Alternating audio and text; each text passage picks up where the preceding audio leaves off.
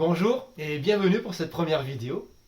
Aujourd'hui, je souhaite partager des informations, des savoirs éventuellement que j'ai sur la puissance de l'intention et notamment la manière dont on peut canaliser les énergies avec ça. Pour parler donc des énergies, je vais d'abord commencer à parler de l'atome. L'atome qui est composé donc d'un noyau et d'un électron, on va s'arrêter à ça. Et cet électron, si jamais on lui mettait donc la taille d'une mouche, le noyau aurait la taille donc, du coup d'une balle sur ce qui pourrait donc du coup être un stade pour l'atome. L'atome aurait donc la taille du stade. Entre donc la balle et l'électron, il y a énormément d'espace autour de ce stade. Et cet espace, aujourd'hui qu'on qualifie de vide entre guillemets, parce qu'on ne sait pas le définir, vu que c'est ni de l'air ni quoi que ce soit d'autre, hein, donc compose comme une certaine force, en tout cas une fonction de force. Une force qui permet donc à l'électron de ne pas se retrouver à cogner le noyau, donc il reste à plus ou moins à sa place en bougeant. Mais également, il y a une sorte de force qui fait qu'on n'arrive pas à l'influencer. Enfin, toute expérience qui a été faite jusqu'à présent fait qu'on n'arrive pas à l'influencer vraiment. Et comme les atomes composent tout ce qui nous entoure, que ce soit de l'air, de la matière comme du bois, ou comme du chêne, ou comme du métal, ou de l'organique, on peut donc imaginer et donc comprendre et conclure que cette force, cette énergie, compose à 99,99 et autres pourcents tout ce que nous avons autour de nous. Donc cette force qui nous compose, qui compose tout ce qui nous entoure, la croyance des sorciers et des sorcières songe que on peut l'influencer. On peut l'influencer avec cette intention et aussi avec un outil que nous possédons tous, qui s'appelle le mental.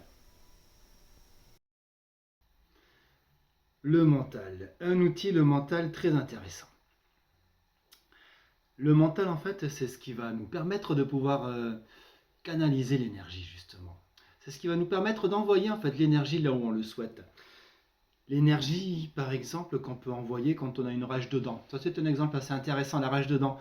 La rage de dents ou le robinet qui goutte la nuit quand on est en train d'essayer de dormir, qui fait grand silence et que tout à coup on entend cette espèce de goutte qui goutte et qui cloc, régulièrement et qui s'amplifie, qui devient de plus en plus forte au fur et à mesure que le temps passe, comme la rage de dents qui était simplement un mal de dents au départ et qui devient effectivement de plus en plus enragé à la fin. Au bout de 2 heures, on n'en peut plus, on se lève tellement c'est enragé. C'est en fait parce qu'on a mis tout notre mental dessus et toute notre énergie qui va suivre ce mental va sur ça. On a nourri en fait la rage de dents qui devient vraiment une rage de dents. Comme on a nourri également cette goutte de robinet qui devient insupportable également aussi. Enfin, en tout cas le bruit, pas forcément la goutte elle-même, mais le bruit. Et l'énergie qu'on dégage, donc du coup, effectivement, à un moment donné, pour ça, fait que les événements vont se cristalliser ou pas, vont devenir de plus en plus supportables ou pas. Et c'est par rapport à ce mental, justement, qu'on va pouvoir orienter ou pas cette énergie. De la même manière, effectivement, donc du coup, on va canaliser et mentaliser ce vers quoi on va aller. C'est un peu d'ailleurs ce que j'appelle, pour ma part, du coup, l'exemple du paradoxe du militant. Le militant qui va donc du coup faire exister, puisqu'il va faire nourrir cette énergie, il va faire exister ce contre quoi il lutte.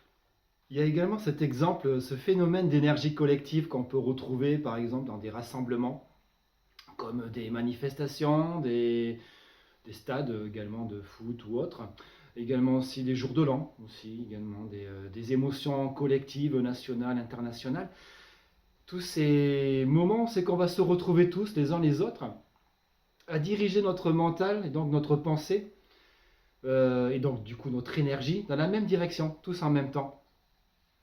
Et c'est ce qui crée ces phénomènes de foule. Par exemple, ces foules qu'on dit absolument pas maîtrisables, ces foules qui peuvent faire n'importe quoi, où tout à coup on se retrouve dans une foule, on ne sait pas pour quelle raison on a réagi comme ça, alors qu'en fait on n'est pas comme ça normalement. Eh bien, c'est sans ces énergies justement, c'est que tout le monde va dans la même direction, donne la même énergie, et ce nuage d'énergie, effectivement, nous baigne, on baigne dedans. Et si on n'a pas un mental suffisamment peut-être suffisamment fort en tout cas et puissant pour pouvoir dépasser cette énergie en question, eh bien on va effectivement se laisser influencer, en tout cas une envie de se laisser influencer par cette énergie. Et c'est ce qui donc va créer ce qu'on appelle plus ou moins ces nuages d'énergie, des égrégores. On les appelle des égrégores, ces nuages d'énergie en question, où on est nombreux effectivement à penser la même chose. Et comme on pense exactement la même chose parfois, effectivement, ben, du coup ça fait des égrégores qui peuvent être sympathiques, comme de la joie, de la bonne humeur, on va faire la fête ensemble. Mais ça peut être aussi également médiatisé autrement, ça peut être aussi de la peur, ça peut être de la colère, ça peut être des choses comme ça. Et du coup, ces égrégores, effectivement, ben, ils ne s'arrêtent pas. Une fois qu'on a arrêté notre manifestation, ils ne s'arrêtent pas une fois qu'on a arrêté notre discussion. Ils continuent tout ce qu'on a pensé, continue d'exister, ça ne disparaît pas. Et ça s'accroche avec d'autres pensées, par exemple, ou d'autres énergies qui ont la même fréquence. Et ces nuages donc d'énergie qui s'assemblent les uns les autres deviennent de plus en plus énormes, ça fait des égrégores de plus en plus gros en effet, et qui peuvent aussi donc influencer toute personne qui se retrouve donc dans ce genre de nuages. Et pour contrebalancer ce genre de choses, il faut des égrégores différents, de fréquences différentes. C'est pour ça que je souhaitais partager cette vidéo, c'est pour pouvoir mettre le point là-dessus et vous inviter donc du coup à faire partie de ces personnes qui développent leur mental pour avoir un mental suffisamment fort, puisque un mental fort peut arriver à un moment donné à contrebalancer plusieurs mentales moins forts. Je sais qu'il existe des personnes qui arrivent à contrebalancer des centaines de millions de personnes, enfin en tout cas leur manière de penser, et leur égrégore à eux. Donc c'est pour cette raison du coup qu'on peut à un moment donné penser et réfléchir à ce que le mental peut apporter. Et je connais effectivement pour ma part 3 limites donc au développement de ce créateur de ce mental, qui sont la première, nos croyances limitantes, ce qui